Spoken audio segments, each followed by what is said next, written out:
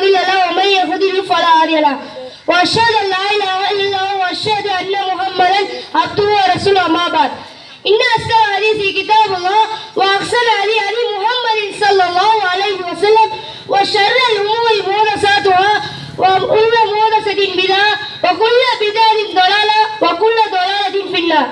எனக்கு இங்கு கொடுக்கப்பட்டுள்ள தலைப்பு வெற்றியின் பக்கம் வாருங்கள். வெற்றி என்றால் என்ன?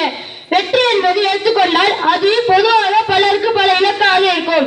ஒருவருக்கு கிரிக்கெட்டில் பெரிய ஆளாக வேண்டும், அது என் வெற்றியின் லட்சியம் என்பார். மற்றவருக்கு ஃபுட்பால், அதாவது கால்பந்து சிறந்த வீரனாக வர வேண்டும் என்பதில் வெற்றி என்பார். இன்னும் பலரும் வெவ்வேறு துறைகளை தேர்ந்தெடுத்து அதில் சிறந்த விளங்குவதிலே வெற்றியை கண்டு களிப்புடுவார். ஆனால் இந்த வெற்றிகள் நம்மோடு சேர்ந்து மறுமை வரை வருமா என்னென்றால் நிச்சயமாக இல்லவே இல்லை. காரணம், உலக அலங்காரமாக இருக்கும் இந்த வெற்றி எல்லாம் அவசர அவசரமாக அழிந்துவிடும் என்பது தான் எதிர்தர்சனமான உண்மை. அதே சமயம் அல்லாஹ்வின் வேதத்தை தாமும் கற்று பிறருக்கும் போதிருக்கும் வகையில் அமைந்துவிட்டால் அது ஈருலகத்திற்கும் வெற்றியை தேடித்தரும் என்பதில் எந்த சந்தேகமும் இல்லை.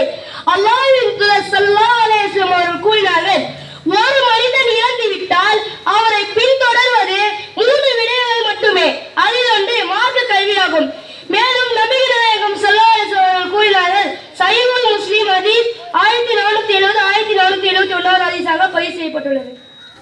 அல்லாஹ்வின் தூதர் ஸல்லல்லாஹு அலைஹி வஸல்லம் அவர்கள் கூறினார்கள், குர்ஆனை ஓதி வாருங்கள், ஏனெனில் குர்ஆன் ஓதி வருபவர்களுக்கு அது மறுமையில் இறைவனிடம் பரிந்துரை செய்யும்.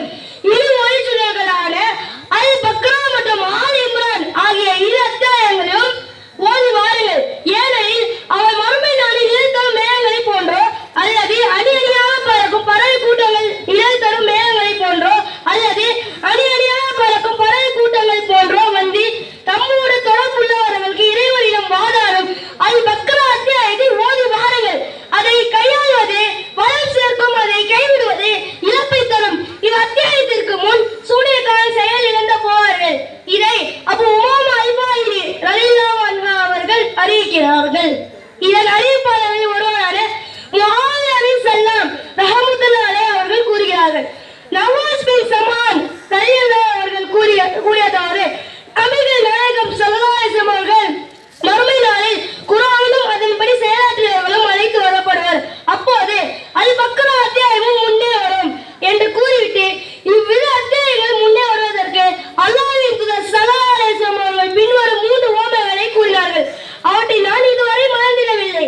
அவ்விரு அத்தியாயங்கள் நிழல் தரும் மேகங்களை போன்று அல்லது நடுவே ஒளி உள்ள தரும் மேகங்களை போன்று அல்லது நடுவே ஒளி உள்ள இருக்கால் நிழல்களை போன்றது அல்லது அணி அணியாக பறக்கும் ஒரு பறவை கூட்டங்கள் போன்று முன்னே வந்து தம்மை கையாண்டவர்களுக்காக இறைவனிடம் ஆதாரம்.